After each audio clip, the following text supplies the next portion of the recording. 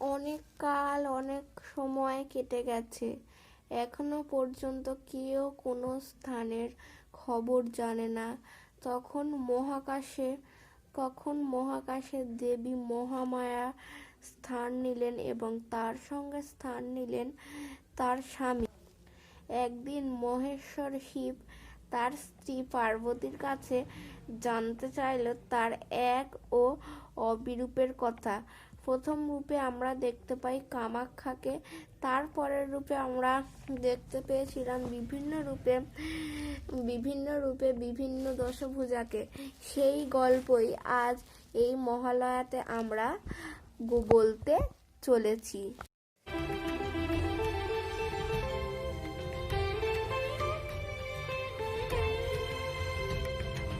বিপদে আসিব আমি ছুটিবার বিপদে আসিব আমি ছুটিবার আমি যে জননী তাই দায়িত্ব আমার, আমি যে জননী তাই দায়িত্ব আমার।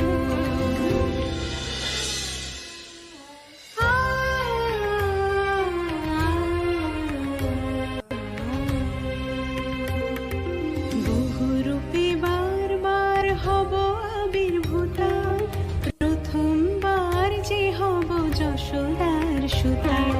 নন্দের ঘরে আমি ধরিব হে কায়া, সেই রূপে নাম আমি নেব যোগমায়া, সেই রূপে নাম আমি নেব যোগমায়া।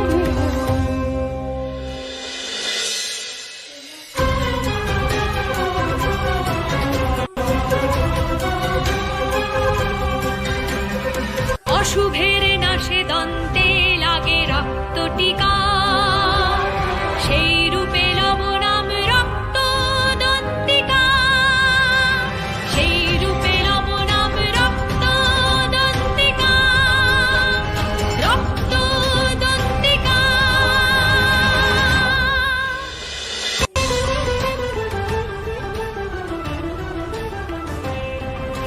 দুর্গম সুর কেড়ে লবে স্বর্গধাম, তাহারে বুঝিয়া লব শ্রী দুর্গা নাম, তাহারে বুঝিয়া লব শ্রী দুর্গা নাম, তাহারে বুঝিয়া লব শ্রী দুর্গা নাম।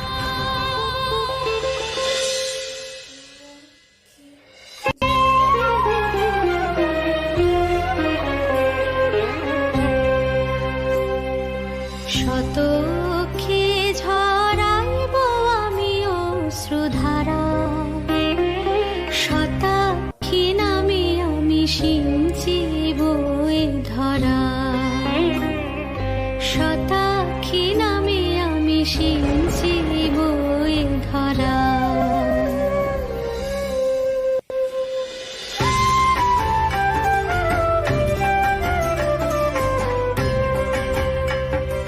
শাকম্ভরী রূপ ধরি সুজল সুফল, বানাইব ধরণীরে ধরি সেই বল। শাকম্ভরী রূপ ধরি সুজল সুফল, সুজল সুফল।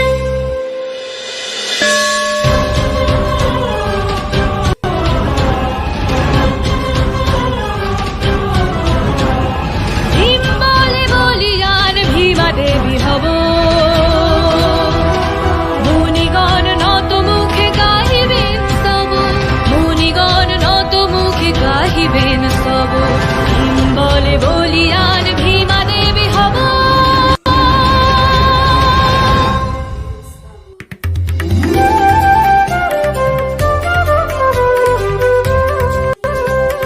ভ্রামরী দেবী রূপে পালিব ভ্রমরে, অরুণাসুরের বধে নামিব সমরে।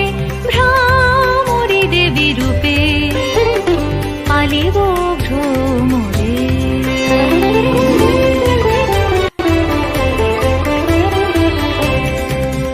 তাই বলি আমি বিপদে আসি বারবার, আমি যে জননী তাই দায়িত্ব আমার, আমি যে জননী তাই দায়িত্ব আমার, আমি যে জননী তাই দায়িত্ব আমার।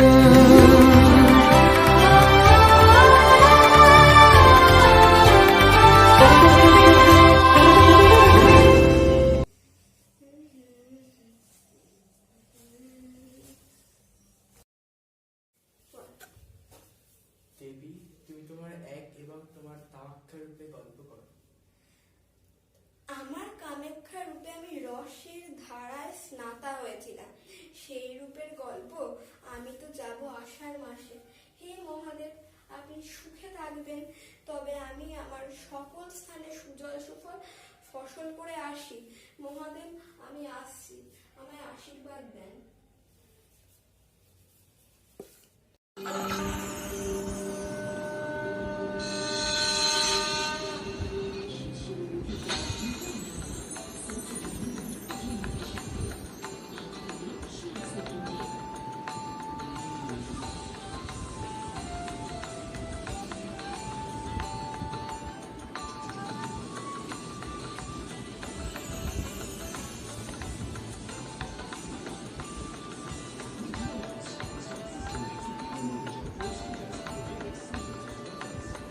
আষাঢ়ের মেঘে বাজে মিলনের দুন্দুভি, উর্বর হয়ে ওঠে পৃথ্বী,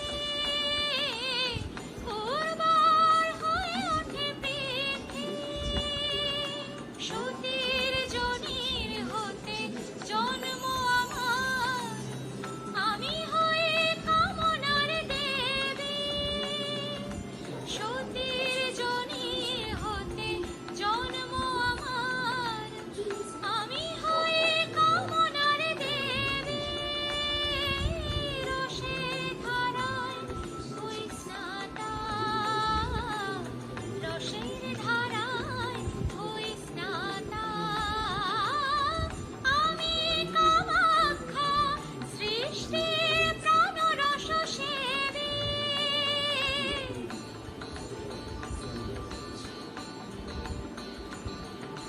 নিমেষ বর্ষণ হোক কলকর্ষণ, নতুন বীজের হোক সঞ্চার। নিমেষ বর্ষণ হোক কলকর্ষণ, নতুন বীজের হোক সঞ্চার। মিলনের রঙ্গ মাতাকে বঙ্গ, জয় হোক শৃঙ্গার কামনার।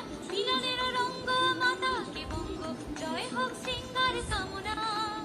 আমি কামাখ্যা, আমি সতী জনি সম্ভূতা দেবী।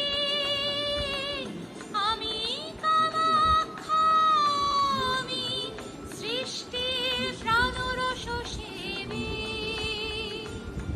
আষাঢ়ের মেঘে বাজে মিলনের দুন্দুভি, উর্বর হয়ে ওঠে পৃথ্বী, উর্বর হয়ে ওঠে পৃথ্বী।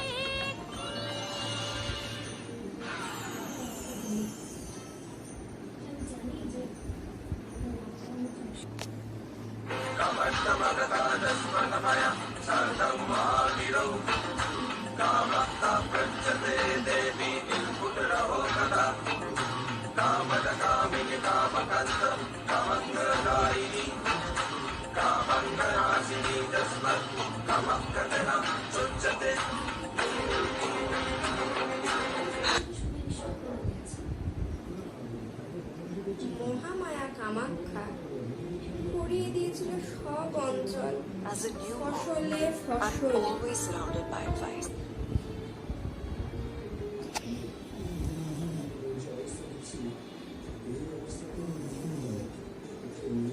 ইনি হলেন মহামায়া কামাখ্যা।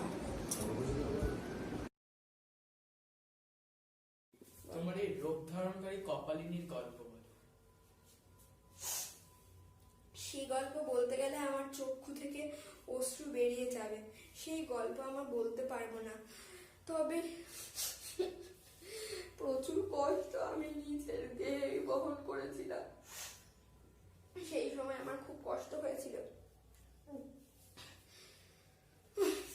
সকল মহামারীতে সারা স্থান ছড়িয়ে গেছিল, সেই মহামারীতে সারা জায়গা ছড়িয়ে গেছিল। সেই সময় আমি আমার কপালিনের রূপ ধারণ করেছিলাম মহাদেব। তার গল্প আর কি বলবো আমি।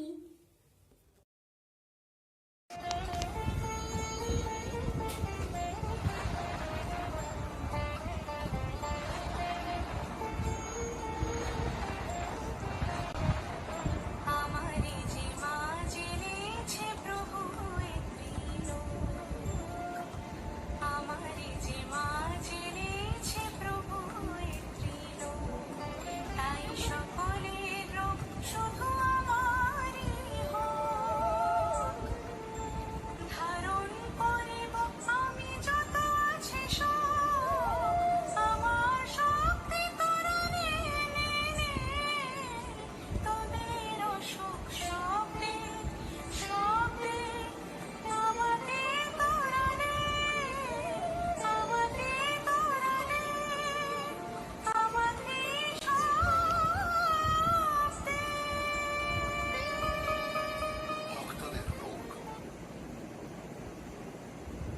দেবী কপালিনী মা সকল রোগ বাসি শোক সবই নিজ অঙ্গে অধর্মের অন্ধকার যখন গ্রাস করে সারা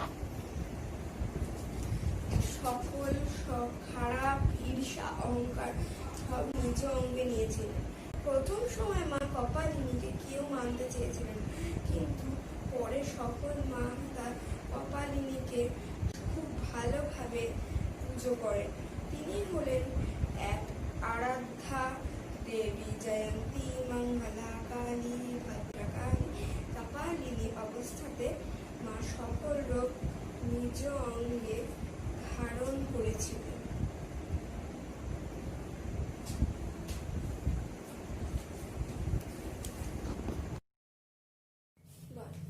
তোমার করাল পতন রক্তচন্দ্রিকার গল্প করো। ও বাবা, আমার ত্রিনেত্র থেকে সৃষ্টি হয়েছিল রক্তদন্তিকা। ওই রক্তদন্তিকা সিংহিকা নামে এক মহিলা জন্ম দিয়েছিল 14 অসুরের। তিনি সেই 14 অসুরের বিনাশ করেছিলেন। তারপর তার নাম হয়েছিল রক্তদন্তিকা এবং তার মুখের দুই পাশ থেকে দুটো দন্ত বেরিয়ে গেছিল বড় বড়। দেবী ধারণ করেন এক ভয়ানক রূপ। पुनरप्यतिरौद्रेण रूपेण पृथिवीतले अवतीर्या हनिष्यामि वैप्रचित्तांस्तु दानवान् अक्षयन्त्याश्च तानुग्रान् वैप्रचित्तान् महासुरान् रक्तादन्ता भविष्यन्ति दाडिमी कुसुमोपमाः।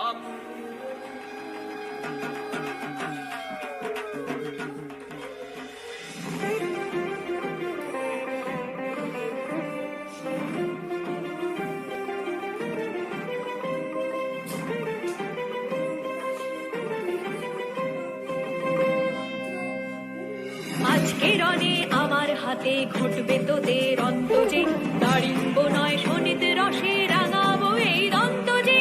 রক্তদন্তিকা আমি রক্তদন্তিকা।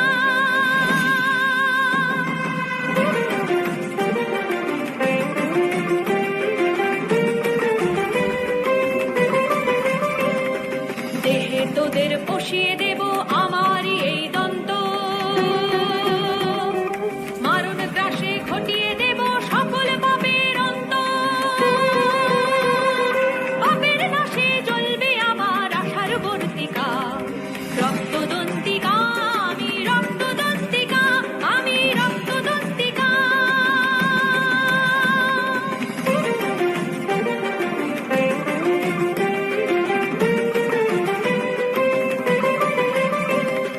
তোদের শনিত হোক না এবার আমার মুখের ভূষা, রক্ত মেখে আধার শেষে যাবুক নতুন উষা।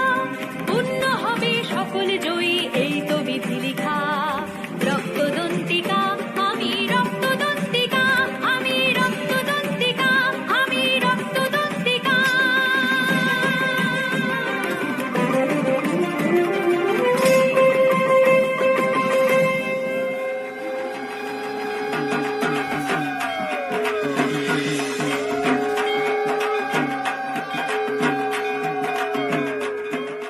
রক্তদন্তিকা দেবী মহাকালীর অংশভূতা।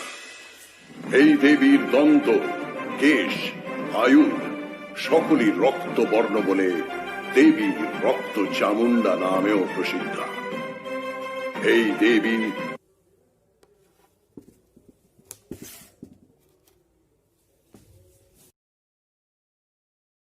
ধাত্রী আমার জগদ্ধাত্রী শ্রী, তোমার গল্প বলো। আমি আপনার সঙ্গিনী। আমি তবে জগদ্ধাত্রী মহামায়ারই গল্প বলছি। তিনি জগতের ধাত্রী। আমার দুর্গা রূপের নবমীতে তার পুজো হয়। তিনি চতুর্ভুজা। তবে তিনি হলেন আবার মহামায়া। তিনি মহাকায়া। সেই মহামায়া মহাকায়ার গল্প এবার আপনি দয়া তথা শুনুন।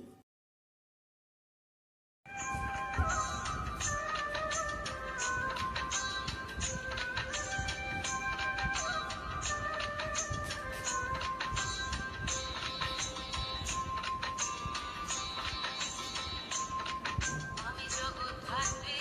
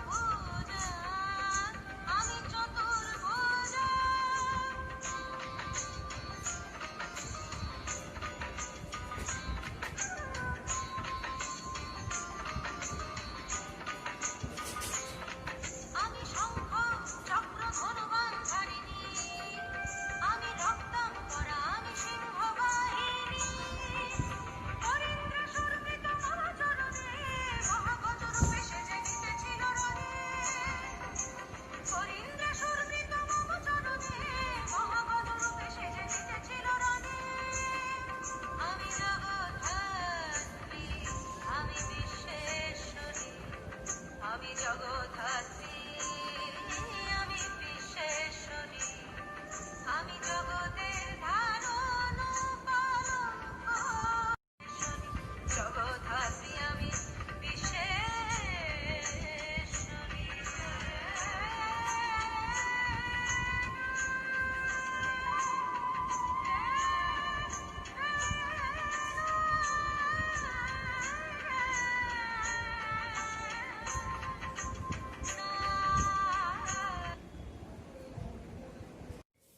আমার ভুলে ভদ্রকালীর যে কষ্ট, তার গল্প একটু খুলে বলো তো।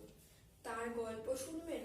শুনুন। দ্বারকাসুরকে মারতে গেল, আপনি আমার দেহের ঘাম থেকে কেন ওইটা দিলেন যে তার সারা দেহ ছড়িয়ে গেছিল গুটিতে? আপনি কেন ওই দোষটা করলেন বলে আমার ঠিক মনে আসছে না। আমার ঠিক মনে হচ্ছে। তোমার আপনার মনে আসছে না? তবে আপনি পুরো গল্পটা এবার শুনুন। শুনুন তবে আমার এই কষ্টের গল্প। স্বামী, স্বামী, আপনার এই কি অবস্থা স্বামী? দেখো না, ওই শয়তান দেবী ভদ্রকালী আমার এই অবস্থা করেছে। আমার সারা গা জ্বলছে পুড়ছে। ভদ্রকালীর অবস্থা খুব খারাপ। ভদ্রকালীর অবস্থা আমি খুব খারাপ করে বলি।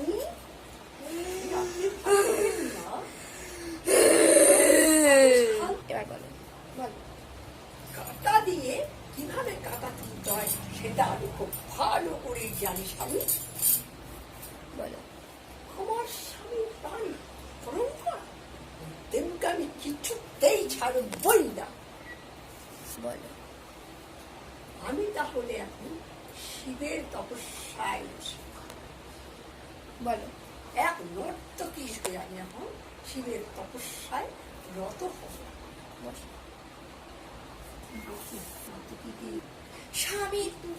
স্বামীর তপস্যায় মগ্ন দেবী রূপে, আমি নর্তকী রূপে।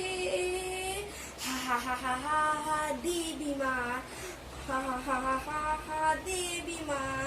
ভদ্রকালীর অবস্থা হবে খারাপ, সেই রূপে আমি আসবো নর্তকী রূপে। দ্বারকাসুরের বিধবা বানানো আমারে ওই দেবীর হবে না ভালো, হবে না ভালো, হবে না ভালো, হবে না ভালো। হা হা হা হা হা হা দেবী মা, আমার স্বামীরে মেরেছিস তুই। হা হা হা হা হা হা দেবী মা, আমার স্বামীরে তুই মেরেছিস। হা হা হা হা। ভূমি কাঁপিয়া উঠিল, তখন শিব এসে হাজির। কে তুমি? এক ভক্তা। তুমি আমার তপস্যায় কেন এত অধীর হয়ে রয়েছ হে ভক্তা আমার? কি হয়েছে বলো তোমার? কি হয়েছে বলো? বলো, কি হয়েছে তোমার? প্রভু, আপনি প্রণাম গ্রহণ করুন প্রভু। আমি আশীর্বাদ করি। আমার স্বামীকে ওই মহিলা বধ করেছে। আপনি এমন কিছু আমাকে করুন যে আমি তাকে শাস্তি দিতে পারি। ইতর অভদ্র মহিলা, এক ইতর অভদ্র মহিলা তোমার স্বামীকে বধ করেছে, তার তো সাজা পেতেই হবে।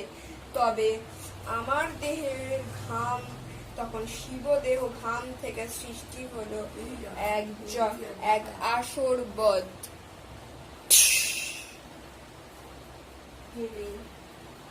এইটা নিয়ে সেই অভদ্র ইতর মহিলা যে স্থান দিয়ে যাবে, সেই স্থানে তুমি এইটা ছড়িয়ে দেবে। তবে সেই অভদ্র ইতর মহিলা চলে পুড়ে খাক হয়ে মরবে। তবে তুমি এইটা না বলতে দিন প্রভু।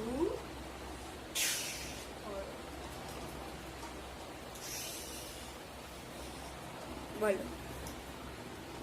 ভদ্রকালী এবারে মরবেই মরবে। কাটা নিয়ে কাটা তুলেছি, সব মর্তাঙ্গিনী তখন এই তার স্বামীর মেনে নিতে না পেরে সারা স্থানের শিবের ঘাম ছড়িয়ে দিল।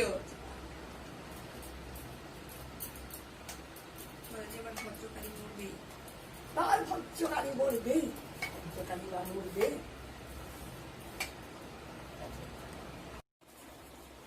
অসুরের আজকের ভালোই সাহায্য করেছি, কিন্তু এই স্থানে যেতে গিয়ে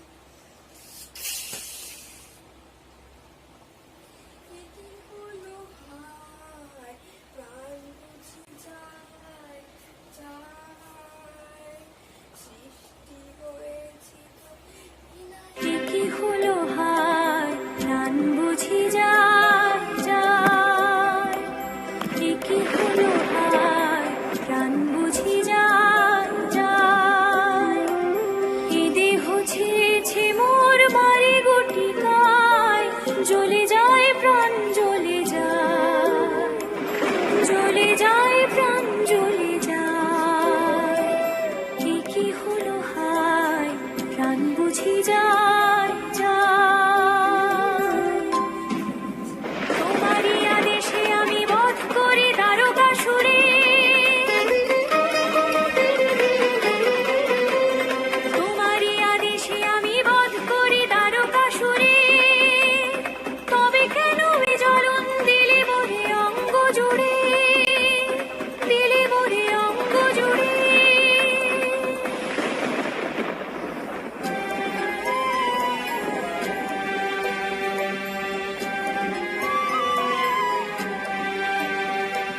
নাথ হে তোমার লীলা বোঝা দায়, জ্বলে যায় প্রাণ জ্বলে যায়, জ্বলে যায় প্রাণ জ্বলে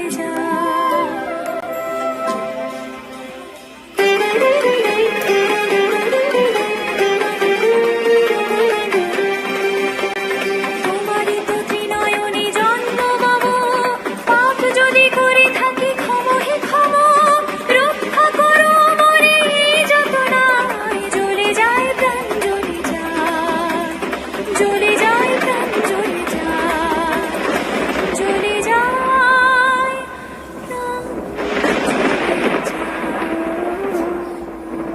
ছি ছি। তোমার ফলহারিণীর গল্প বলো। ফলহারিণী রূপে আমি সকল কুফল নিয়ে সুফল দান করেছিলাম। ফলহারিণীর কালী রূপে এইটা হয়েছিল যে মহারূপে বা মা মহামায়াকে পুজো করছিল। তখন তিনি বলে উঠলেন, বল দেখা দাও মা, দেখা দাও মা, ফলটা নাও মা, ফলটা নাও মা। বলো এবার বলো। এই ফলটা আমি নেবো না রে, আমি কোন ফল নিই, সুফল তো দেখতি। তাই তো এই মহামায়ার নাম দেবী ফলহারিণী। এরপরে আর এক ঘটনা ঘটলো যে দক্ষিণেশ্বর কালীবাড়িতে রামকৃষ্ণদেব একদিন সারদা মাকে পুজো করছি। জয় মা, জয় মা, জয় মা, তুমি এসেছো না, তুমি এসেছো আমার স্ত্রী সারদা। তুই নাকি মা দয়াময়, তুই হলি স্নেহময়ী, ফলটা কিনে খারে খা, তোরে আমি করি পুজো বড় দা। জ্যৈষ্ঠ মাসে মহামায়া ফলহারিণী এইভাবে পূজিত হন। তিনি বিভিন্ন রূপে বিভিন্ন স্থানে বিরাজ করেন। তিনি বৈশাখে মহামায়া গন্ধেশ্বরী, আষাঢ় মাসে আবার কামাখ্যা রূপে পূজিত হন। এত রূপে এত মহামায়ায় পুজো হন যে কল্পনাই করা যায় না। তিনি হলেন সুখসারীর মহামায়া। তোমার রুদ্ররূপে ভীমার গল্প বলো। রুদ্ররূপে ভীমা আমি মানি না তো সীমারে। ভীমা রূপে আমি কাউকে মেনে মানি এবং সব সীমাও ছেড়ে দিয়েছিলাম। আপনি তার গল্প তবে শুনুন। ভীমা দেবী হলেন সর্বস্থানের সর্বসেরা মহামায়া। তিনি পাণ্ডবের দেবী। তিনি শম্ভু নিশুম্ভ সংহার করেছেন। তার নাম ভীমা। তিনি সেই কারণ তিনি ভীম বলে বলিয়ান হয়েছেন এবং তার পুজো হয় উত্তরাখণ্ডে, উত্তরপ্রদেশে। সবাই এই দেবীকে চেনে এবং সবাই এই দেবীকে মানে।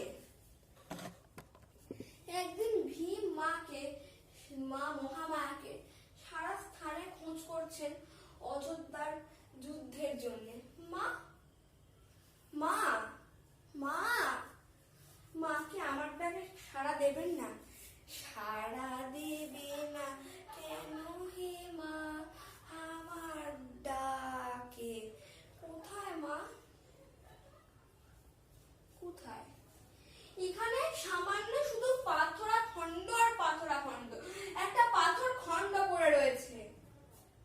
কিন্তু এ কি? সেই পাথরা খণ্ড, পাথরের মূর্তি থেকে উদ্গত হলো ভীমা দেবী। তখন ভীম খুব ভয় পেয়ে গেল। তুমি কি আমায় স্মরণ করছো বাছা? আপনি সেই ভগবানদের দেবী মহামায়া ভীমা দেবী? হ্যাঁ। ঠিক আছে, তবে আমি আপনাকে এই স্থান থেকে তবে নিয়ে যাই। তোমার এত বড় আস্পর্ধা, তুমি এখান থেকে আমাকে নিয়ে স্থানান্তরিত করে ফেলবে? না মা, না মা, আমাকে আপনি আমার ভুল বুঝবেন না মা। আমি হলাম পঞ্চ পাণ্ডবদের সামান্য একজন পাণ্ডব। আমি হলাম ভীম। আমি দ্বিতীয় পাণ্ডব ভীম। আমি তোমাকে চিনি বাছা, তুমি খুবই সাহসী এবং খুবই বলবান। মা তবে আপনি আমার সঙ্গে চলুন। মা তবে চলুন। তুমি আমাকে নিয়ে যেতে পারো, শুধুমাত্র একটা শর্তেই নিয়ে যেতে পারো। কি সেই শর্ত মা? একটা শর্তে দাও আমি যেতে পারি। কি শর্ত মা? তুমি যখন বলবান, তোমার করে করে আমাকে যদি নিয়ে যেতে পারো, তাহলেই আমি এখান থেকে যেতে পারি। হ্যাঁ মা, আপনি যেটা চাইবেন তাই হবে, কিন্তু শুধু আপনি এখান থেকে যাবেন। আমি যে কোনো ভাবে আপনাকে এই স্থান থেকে স্থানান্তরিত করতে পারি। তখন মহামায়াই হলেন মহাকায়া। তখন মহামায়া সন্তানের ডাকে থামতে পারলো না। তাই সেই মহামায়া তার একটি পাথর খণ্ড রূপে মূর্তি হলো। সেই মহামায়া আবার পাথরের মূর্তি। মা আমি তবে আমার ক্রোড়ে আপনাকে আহ্বান জানাই। আত্মা শক্তি আমি মহামায়া, এত কষ্টে মরুভূমিতে আমি যাই।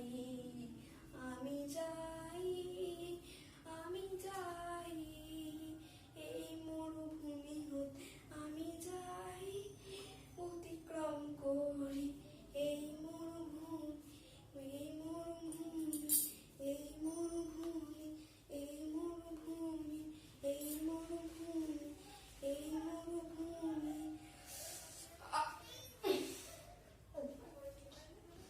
এই স্থানে আমার ক্ষুধা পিপাসা পেয়েছে। এই স্থানে একটু মাকে থামাই এবং আমি একটু জল পান করি।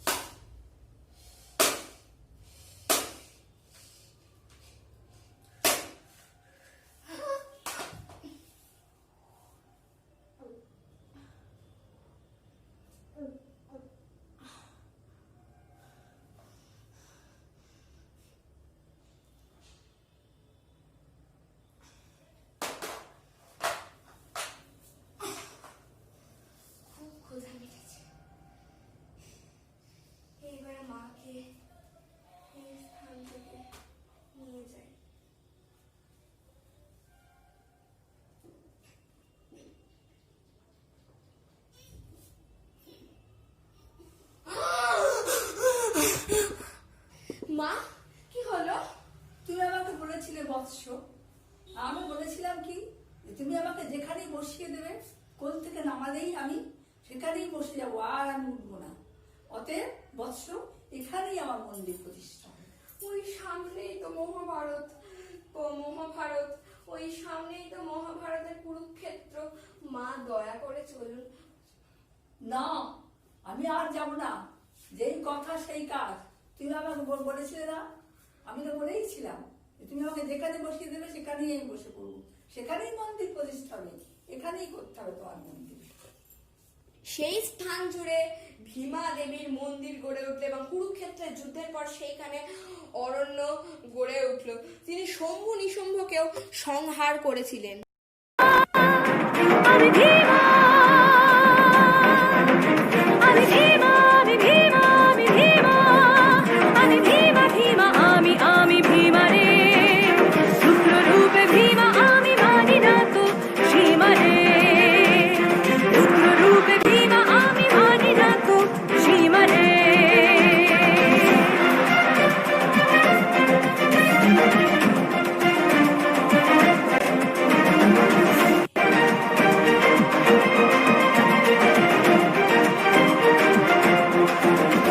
সারে ত্রিশূল চাই মাশুল দণ্ড দেব গুরু রে।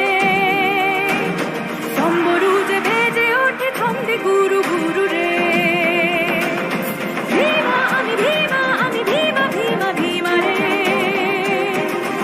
আমি ভীমা, ভীমা, আমি ভীমা, ভীমা রে।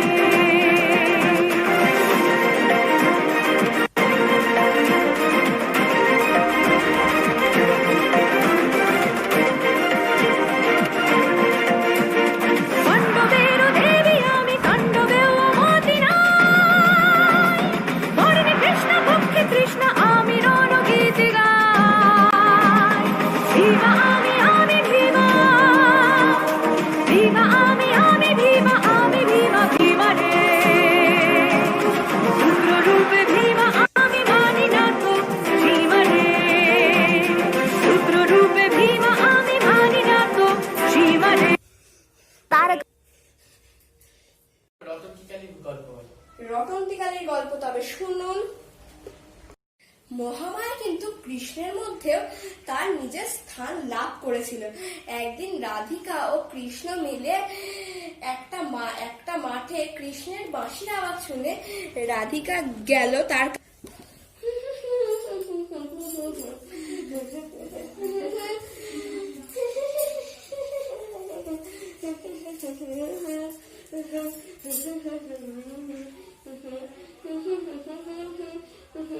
রাধা কৃষ্ণের জুটি খুব সুন্দর ভাবেই সেই সময় কাটতে লাগছিল। হা হা হা হা হা হা হা হা হা হা হা হা হা হা হা।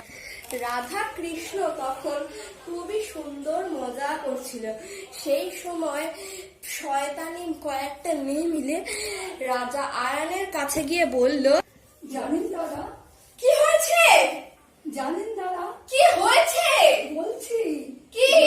ওই যে রাধিকা, হ্যাঁ, কালো ছেলের সঙ্গে মত্ত হয়ে নাচ গান করছে।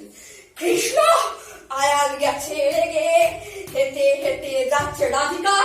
তোমার আজকের ব্যবস্থা আমি করেই ছাড়বো। হস্তরে আমি জানবো সংসারে মন আছে কি নেই। আয়াল যাচ্ছে হেঁটে, সকলকে মারবে, সকলকে মানবে। আয়াল গেছে রেগে, সকলকে মারবে, সকলকে মারবে না।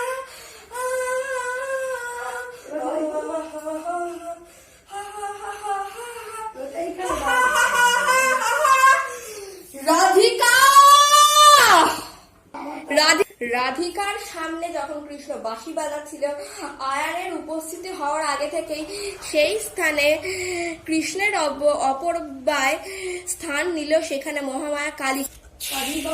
ধন্য তুমি রাধিকা। সেই স্থানে উদ্গত হলো মহামায়া রটন্তিকা।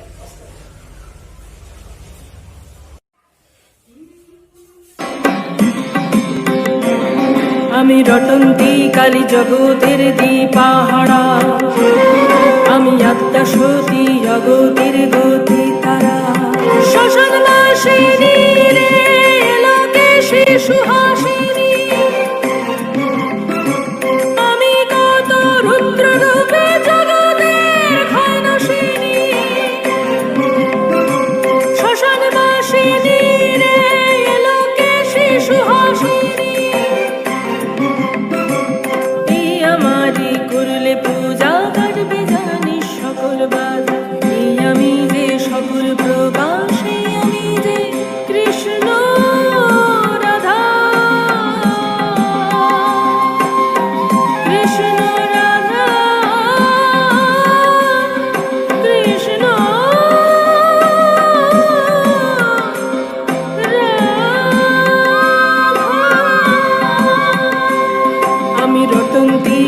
জগতের দীপাহারা আমি আত্মা সতী জগতের গতি তারা আমি রটন্তি কালী জগতের দীপাহারা আমি আত্মা সতী জগতের গতি তারা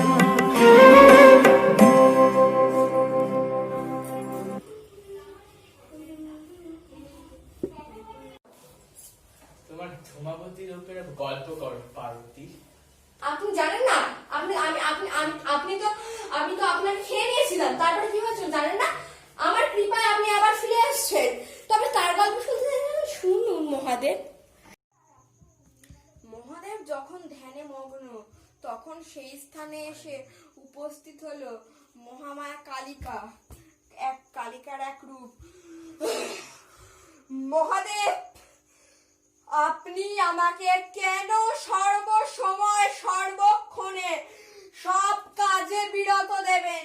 আপনি কেন এরম ভাবে আমার যখন অসুর বিনাশ করতে চাই সেই সময় আমাকে আপনি থামাবেন? আমি আপনাকে এখন আজকের এই রণে গ্রাস করব।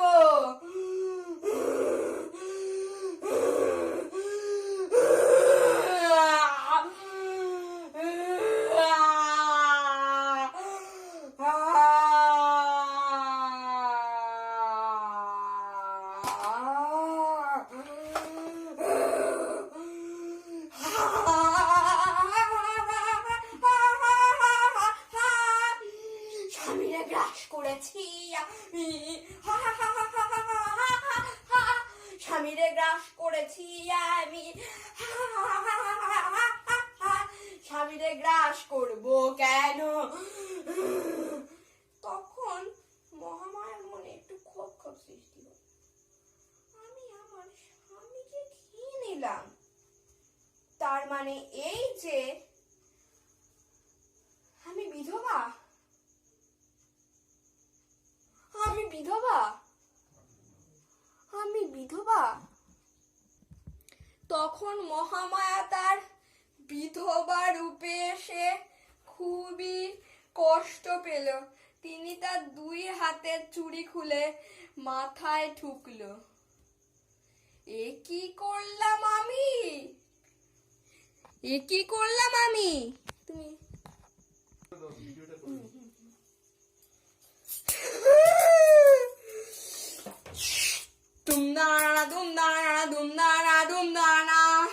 কি করলাম আমি?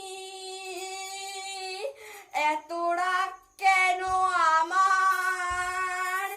কি করলাম আমি? এত কেন রাগ আমার?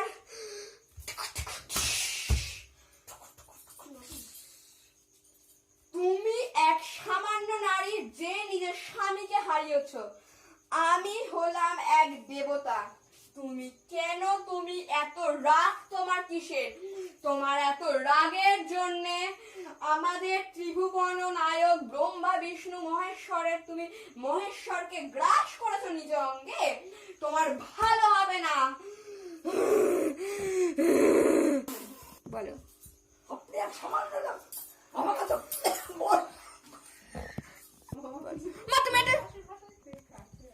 আপনি এক সামান্য লোকে এত বড় কথা, দূর হয়ে যান আপনি এখান থেকে। আমি হলাম বিষ্ণু, আমি ব্রহ্মা বিষ্ণু মহেশ্বরের সেই বিষ্ণু। তুমি আমাকে এত কথা বলো কি করে? তোমার ভালো হবে না। তবে তুমি দেখো তোমার কি হয়। বিষ্ণুর সেই তেজ থেকে ধূমাবতীর তেজ এবার কমলো। তুমি তোমার রূপ দেখেছো একবার? নিজের রূপকে একবার লক্ষ্য করো। স্বামীকে ভক্ষণ করে এরম রূপ নাও। তুমি কে? তুমি একটা সামান্য নারী, বিধবা মহিলা। দেখো, দেখেছো তোমার রূপ? তুমি নিকৃষ্ট মানের মহিলা। ভদ্রকালীর রূপে মন্দাকিনী তোমাকে নিকৃষ্ট মহিলা বলেছিল, তার সঙ্গে তোমার কিন্তু ঠিকই মিলেছে। একটা নিকৃষ্ট মানের মহিলা ধূমাবতী, তোমার স্থান কারোর সঙ্গে হবে না। তোমার স্থান হবে নিকৃষ্ট মানের ওই দাঁড় কাকগুলোর সঙ্গে। তুমি দাঁড় কাকগুলোর সঙ্গে থাকবে, তোমার ভালো হবে না। তোমার শাখা পলা একে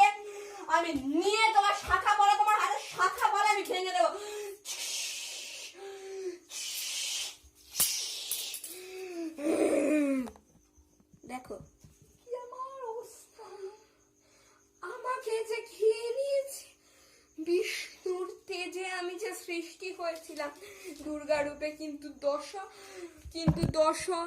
কিন্তু এই অবস্থায় আমার কি হলো? আমি কেন আমার স্বামীকে খেয়ে নিয়েছি? আমার ভালো হবে না। আমি নিজ স্বামীকে ভক্ষণ করেছিলাম কেন? আমার যে ভালো হবে না। আমার কাছে দ্বারকাক চলে আসবে, এ আমি মানি না। এ কখনোই আমার কাছে হতে পারে না। দ্বারকাক কেন আসবে আমার কাছে?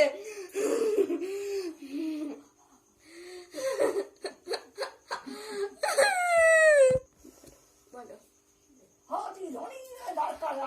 সেরকম ভাবে হয়। দ্বারকাক তখন ধূমাবতীর কাছে এসে হাজির। ধূমাবতী তখন কষ্টে মরে দ্বারকাকটাকে হাত থেকে ছুঁড়ে ফেলে দিল। আমার এই কষ্ট আমি বুঝতে পেরেছি।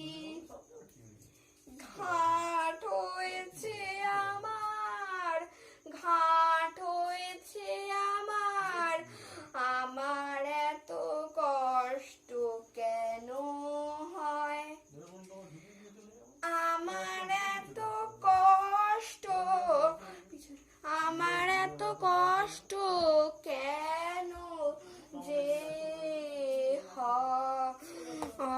কাক পক্ষীদের সঙ্গে আমার স্থান, চক্ষু দিয়ে ঝরে অশ্রুধারা,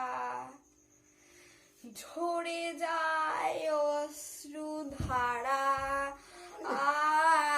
সেই রূপে লই নাম ধূমাবতী মাতা, সেই রূপে লব নাম ধূমাবতী মাতা।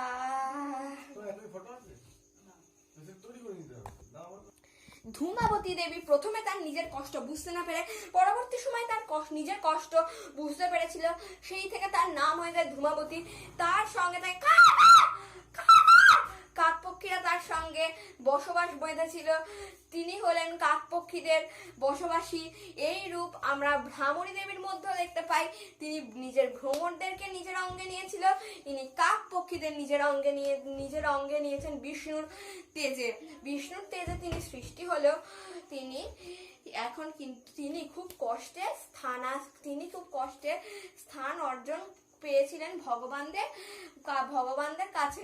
দশমহাবিদ্যার মধ্যেও আমরা ধূমাবতীকে দেখতে পাই। এছাড়াও উত্তরাখণ্ডে হরিয়ানে এর পূজা হয়। কালীর গল্প বলো। কালীমা গল্পে আমি আপনার বুকে পা তুলে দিয়েছিলাম, আমার পদতরণী আপনার বুকে ছিল। তবে তার গল্প আপনি এবার শুনুন। স্বামীর কথা যখন পার্বতী যখন শিবের কাছ থেকে অনুমতি চাইলো যে তিনি বাপের বাড়ি যাবে, তখন স্বামী নস্যাৎ করলে পরে মহামায়া নেন তার এই কালিকা রূপ। কালিকায় এই রূপে অবতীর্ণা নিরীহাং শরং কালী কালী মহাকালী রূপেণা।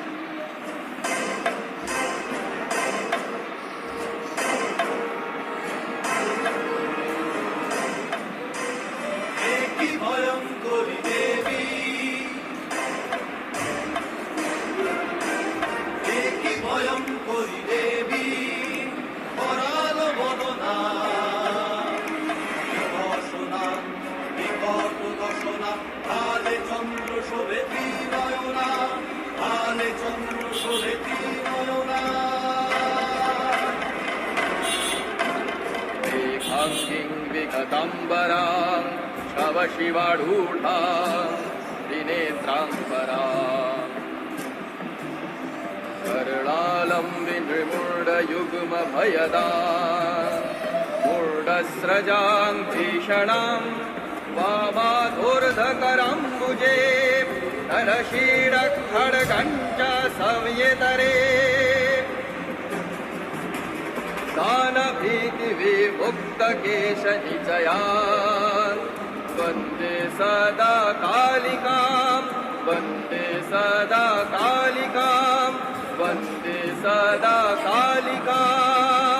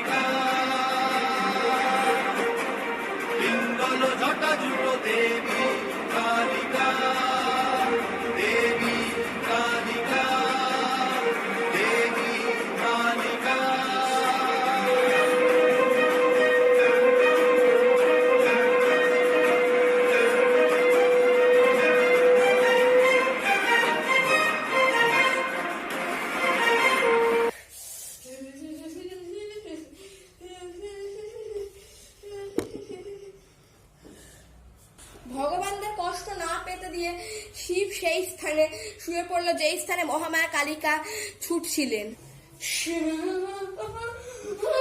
কালী মহাকালী কালীকে তব হারিনি।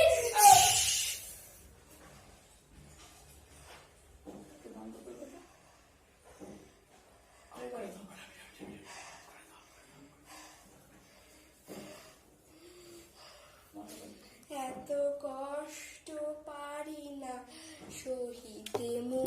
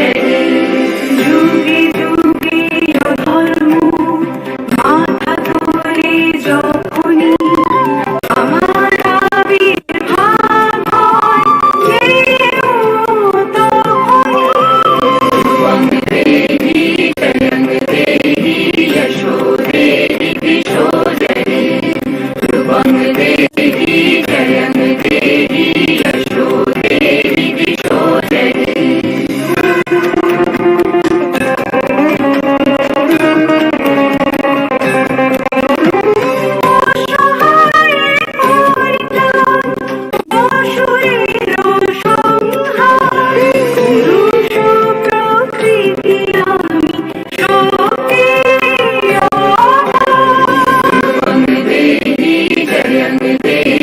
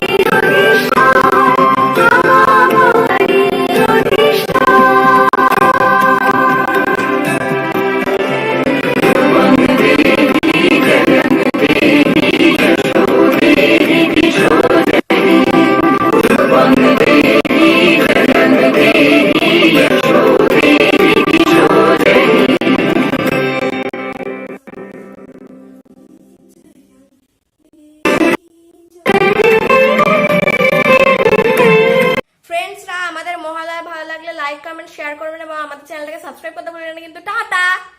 অফ করে দে, অফ করে দে।